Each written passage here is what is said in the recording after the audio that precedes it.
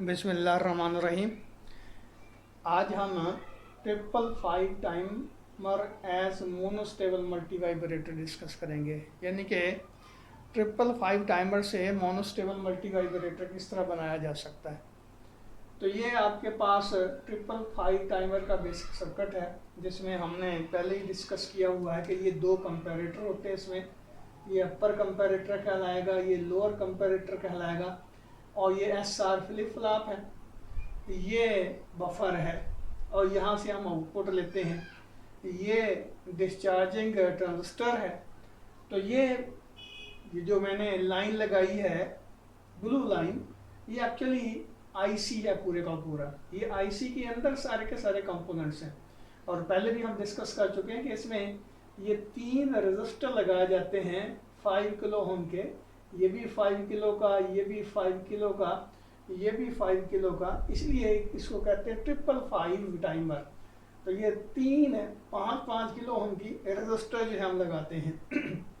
ये रजिस्टर जो हैं बेसिकली पोटेंशियल डिवाइडर के तौर पे काम करते हैं। अब देखें कि ये एक रजिस्टर, दूसरा, तीसरा, तीनों की वैल्यू बराबर बराबर है। इसका मतलब यहाँ पे पोटेंशियल जो आएगा वो 1/3 VCC के बराबर होगा, और यहाँ पे 2/3 VCC के बराबर होगा। तो ये बेसिक सर्किट है। अच्छा, एक और बात बड़ी इंपॉर्टेंट जो मैं यानी कि पिछले आर्टिकल में, ये जब हम एस्टेबल मल्टीवाइब्रेटर पढ़ रहे थे उस वक्त गलती हो गई थी मुझसे। ये जो बबल है एक्चुअली ये नॉट गेट को शो कर रहा है, ये भी नॉट गेट को शो कर रहा है, ये भी नॉट गेट को शो कर रहा है। और अगली बात ये है कि अगर यहाँ Q है तो यहाँ उसका इन्वर्टर आएगा, यानी कि ऐसे समझ लें कि यहाँ Q है तो यहाँ Q बार आएगा। ये नॉट की वजह से यहाँ पे Q बार आएगा, यानी कि इसका रेसिप्रोकल आएगा। यहाँ 0 है तो यहाँ 1 आएगा, यहाँ 1 है तो यहाँ 0 आएगा। और ये ट्रूथ टेबल भी हमने उस वक्त थोड़ा सा गलत कर दिया था। इसमें ये देखिए कि S 0 है, R 0 है, तो Q भी चेंज नहीं होगा, Q बार भी चेंज नहीं होगा, यानी कि जो स्टेट है वही रहेगी। अब S 1 है, R 0 है, तो Q 1 होगा, यहाँ गलती कर रहे थे, और Q बार जो है 0 होगा। इसी तरह S 0 है, R 1 है, Q 0 है, और Q बार जो है 1 के इक्वल हो जाएगा। और जब S और R दोनों ही 1 1 होंगे तो ये इनवैलिड कंडीशन है। तो यहाँ ये जो बबल लगाए हुए हैं ये नॉट गेट को शो कर रहे हैं, ये तीनों नॉट गेट को शो कर रहे हैं। तो बहरहाल ये हमारा बेसिक जो है ये 555 टाइमर जो आईसी है। अब इसमें इसके जो टर्मिनल है वो पहले भी हम डिस्कस कर चुके हैं, फिर दोबारा देख लेते हैं। ये पहला टर्मिनल है, ये दूसरा है, ये तीसरा है, चौथा है, पांचवा है, छठा है, सातवां है, आठवां है। यानी कि ये आईसी के जो 8 टर्मिनल हैं वो इस तरह निकले हैं बाहर। वैसे तो आपको पता है कि आईसी में ऐसे नहीं होता। आईसी में तो ये आईसी है, इसमें ये नॉच है, और यहाँ से बल्कि इसको इस तरह बना लेते हैं, ये आईसी है, इसकी ये नॉच है। तो यहाँ से शुरू करते हैं, ये 1, ये 2, ये 3, ये 4, ये 5, ये 6, ये 7, ये 8। तो ये 555 टाइमर जो है उसके टर्मिनल इस तरह निकले होंगे, ये 1, ये 2, ये 3, आउटपुट 4, रीसेट 5, 6, 7 और ये 8। इस तरह ये 555 टाइमर जो है आईसी होगा, लेकिन हम सर्किट के लिहाज से उसी तरह बनाते हैं जिस तरह के इसके टर्मिनल जो है बाहर निकले हुए। तो बहरहाल ये आपके पास 555 टाइमर आईसी है। इसमें हम क्या करते हैं, इसको मोनोस्टेबल बनाने के लिए क्या करते हैं कि यहाँ एक रजिस्टर यहाँ लगा के 6 टर्मिनल के साथ और फिर 7 टर्मिनल के साथ इसको शॉर्ट कर देते हैं। यहाँ एक्सटर्नल कैपेसिटर लगा के इसको ग्राउंड कर देते हैं, और एक और रजिस्टर लगा के इसके साथ, यानी कि ये दूसरे टर्मिनल के साथ इसको हम जोड़ देते हैं। ये कि लोअर कंपैरेटर के जो इन्वर्टिंग टर्मिनल है इसके साथ हमने जोड़ दिया, और नीचे जो है यहाँ ग्राउंड के साथ एक स्विच लगा देते हैं। ये स्विच क्या करता है अभी बाद में डिस्कस करते हैं। तो पहले हम देखें कि ये स्विच जो है वो ओपन है।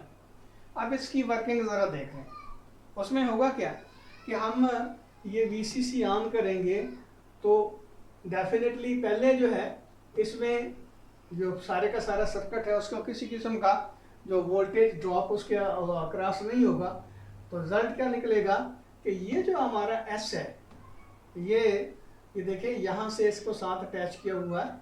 इसका मतलब ये हुआ कि ये या जो इसका इन्वर्टिंग टर्मिनल है उसको VCC के साथ जोड़ा हुआ है। इसका मतलब ये हुआ कि इसकी वैल्यू जो है इसके मुकाबले में ज़्यादा होगी। ये देखिए यहाँ 1/3 VCC के बराबर है और यहाँ अप्रॉक्सीमेटली VCC आ जाएगी वोल्टेज। इसका मतलब यहाँ पे 0 होगा, इनिशियली यहाँ पे 0 होगा।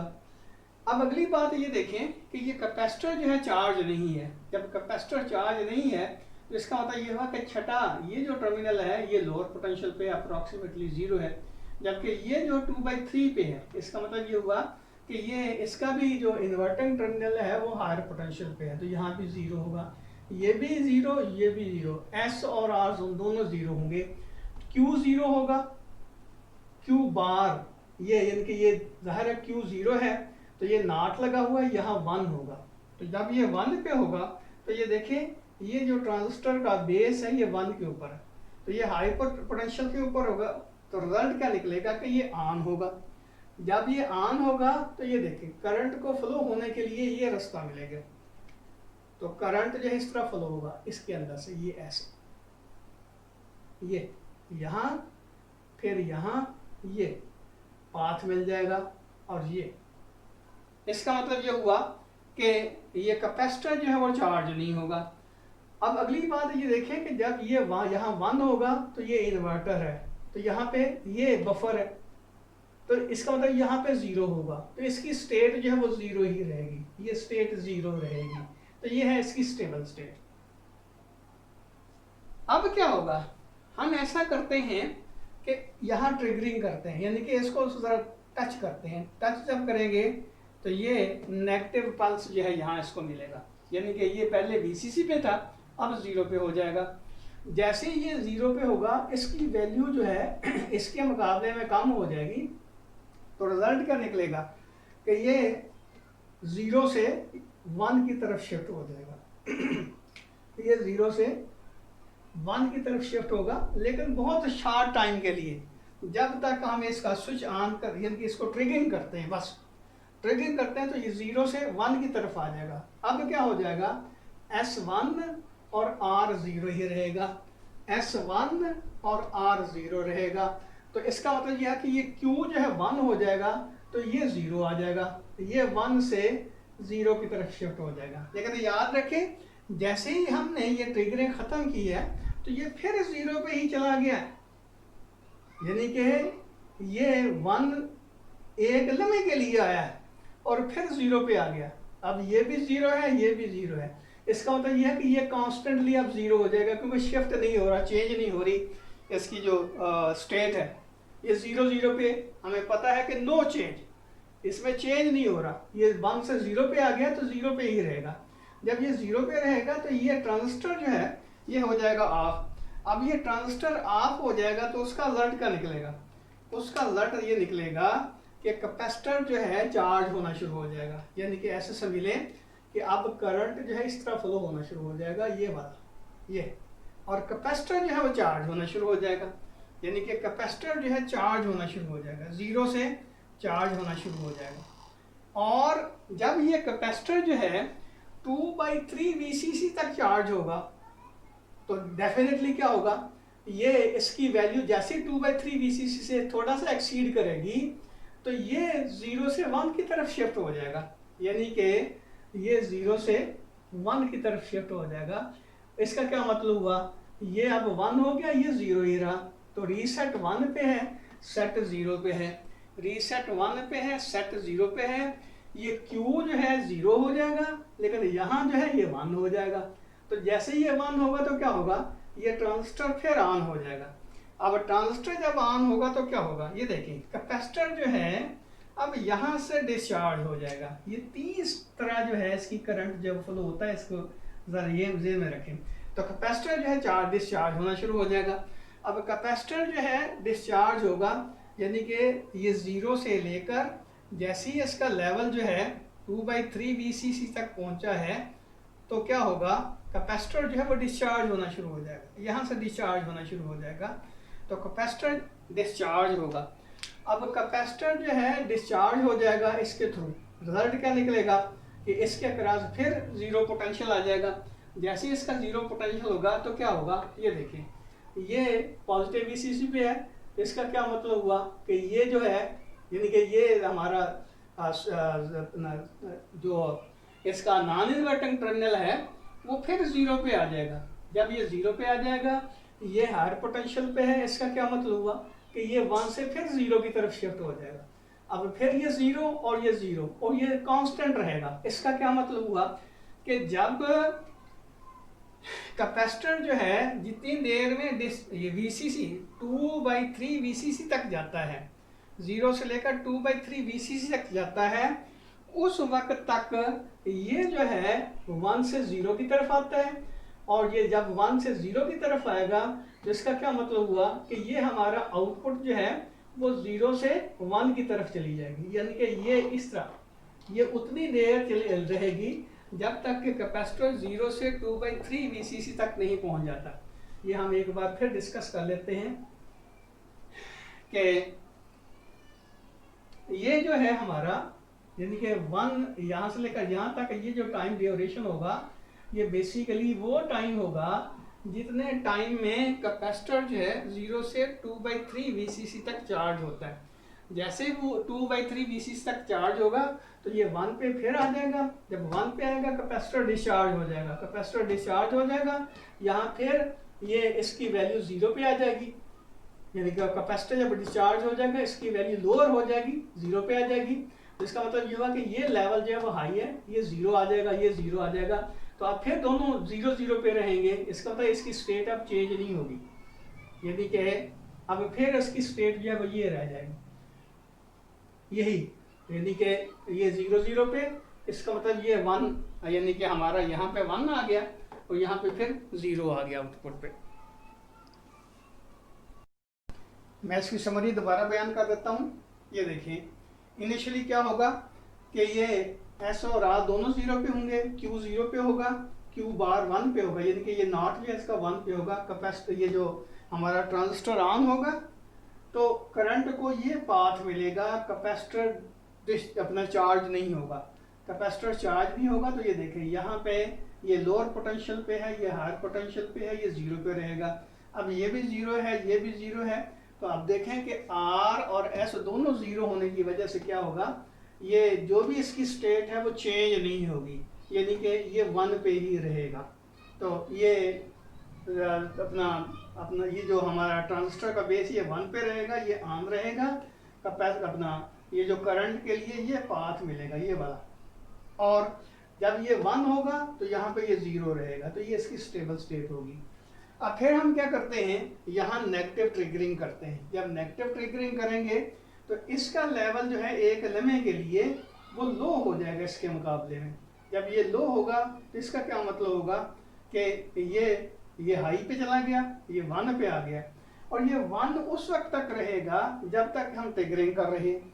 अब ये 1 होगा एक लम्हे के लिए, ये 1 ये 0, तो ये Q जो है वो 1 पे चला जाएगा, लेकिन यहाँ पे 0 आ जाएगा, ये 0 यहाँ पे आ जाएगा, ये हमारा जो ट्रांजिस्टर है ये ऑफ हो जाएगा।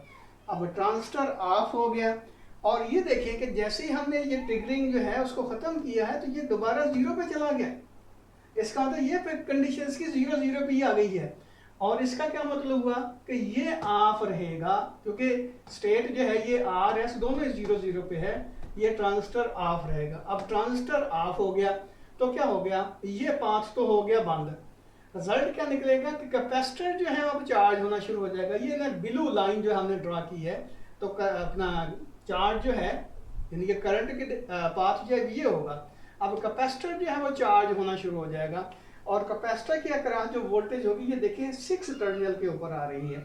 तो जैसे ही इसकी वैल्यू कैपेसिटर की वैल्यू जो है इंक्रीज होती जाती है वोल्टेज की, और जैसे ही इसकी वैल्यू 2/3 से एक्सीड करेगी तो क्या होगा, ये जो है ये हायर पोटेंशियल पे चला जाएगा, यानी कि 1 लेवल पे आ जाएगा। अब सेट 0 पे है, रीसेट जो है 1 पे है, इसका क्या मतलब हुआ कि ये 0 आ जाएगा, ये फिर 1 हो जाएगा, ये 1 हो जाएगा, तो कैपेसिटर जो है अपना ट्रांजिस्टर जो है ऑन हो जाएगा। अब ट्रांजिस्टर ऑन हो गया तो कैपेसिटर के थ्रू डिस्चार्ज हो जाएगा। इसका मतलब ये हुआ कि ये स्टेट, ये वाली यहाँ के 1 वाली स्टेट जो है उस वक्त तक बरकरार रहेगी जब तक कि हमारा ये कैपेसिटर जो है 0 से लेकर 2/3 VC तक चार्ज नहीं हो जाता है। लेकिन जैसे ही ये चार्ज होगा तो स्टेट जो है दोबारा इसकी रिवर्स हो जाएगी, यानी कि फिर ये 0 पे आ जाएगा। जिसका मतलब ये हुआ कि ये कैपेसिटर अपना ये जो हमारा पल्स मिलेगा वो उसका ड्यूरेशन जो है वो ये होगा 0 से लेकर जहाँ जब अपना कैपेसिटर की वोल्टेज जो है 2/3 VC तक नहीं पहुँच जाती। अब हम ये देखना चाहते हैं कि ये टाइम कितना लगेगा, यानी कि ये जो पल्स है, ये वाला पल्स जो है इसका ड्यूरेशन कितना रहेगा। उसके लिए हम क्या करते हैं, ये देखें, फिर वही मैथमेटिकल इक्वेशन जो है इस्तेमाल करते हैं चार्जिंग ऑफ द कैपेसिटर के लिए। तो हमारे पास जिस तरह पहले हम डिस्कस कर चुके हैं, Q is equal to Q not 1 minus E raise power minus T over R C होता है। तो इस इधर भी C से डिवाइड कर दें, इधर भी C से डिवाइड कर दें, तो ये आ जाएगा V is equal to V not into 1 minus E raise power minus T over R C आ जाएगा, या V ओवर V नॉट आ जाएगा आपके पास 1 माइनस ई raise power minus T over R C. अब इसको इधर ले जाएं, इसको इधर ले जाएं, तो ये आ जाएगा T minus T over R C is equal to 1 minus V over V not. अब देखें कि V कितना होना चाहिए, V नॉट जो है यहाँ ये VCC के इक्वल है, और V कितना होना चाहिए 2/3। इसका क्या मतलब हुआ कि ये आपके पास आ जाएगा e raise power minus T over R C is equal to 1 minus 2/3 VCC over VCC, यानी कि V नॉट जो है वो VCC के इक्वल है। अब इसका क्या मतलब हुआ, ये VCC से VCC कैंसिल हो जाएगा, बाकी हमारे पास बचेगा 1/3, 1 माइनस 1/3। तो इसका क्या मतलब हुआ, इसका दोनों का रेसिप्रोकल ले लें, तो ये आपके पास आ जाएगा E raise power T over R C is equal to 3, या दोनों तरफ का लाग ले लें, log E T over R C is equal to log of 3 आ गया, लाग बेस E। तो ये लाग E आपस में कैंसिल हो जाएंगे, T over R C is equal to log base 3 आ जाएगा, लाग E 3 आ जाएगा। इसका क्या मतलब हुआ कि T आपके पास आ जाएगा आर सी इंटू लाग 3। तो लाग 3 जो है 1.1 के बराबर होता है, इसका मतलब T किसके बराबर होगा 1.1 आर सी। इसका मतलब ये हुआ कि ये जो पल्स है, ये हमारे पास जो पल्स है उसकी विड्थ जो होगी 1.1 आर सी के इक्वल होगी। अब R की जगह R की जगह यहाँ R1 आ जाएगा, और C ये कैपेसिटर है, इसका मतलब T जो है 1.1 R1C के इक्वल होगा। तो ये इसका पल्स ड्यूरेशन होगा, जिसमें ये 1 स्टेट के ऊपर रहेगा, अदरवाइज ये 0 ही रहेगा, यानी कि इसकी 0 स्टेट जो है वो स्टेबल है, और ये 1 वाली स्टेट जो है वो अनस्टेबल है। तो T आपके पास ड्यूरेशन जो होगा T is equal to 1.1 R1C के इक्वल होगा। तो इंशाल्लाह कल जो है हम FET शुरू करेंगे इनके नेक्स्ट लेक्चर में, क्योंकि ये 5वें सेमेस्टर के आपके कुछ जो हिस्सा वो रहता है उसको हम कंप्लीट कर लें। ये आपका डिजिटल जो सर्किट वाला हमारा जो अपना चैप्टर था वो आज ख़त्म हुआ। अल्लाह हाफिज़।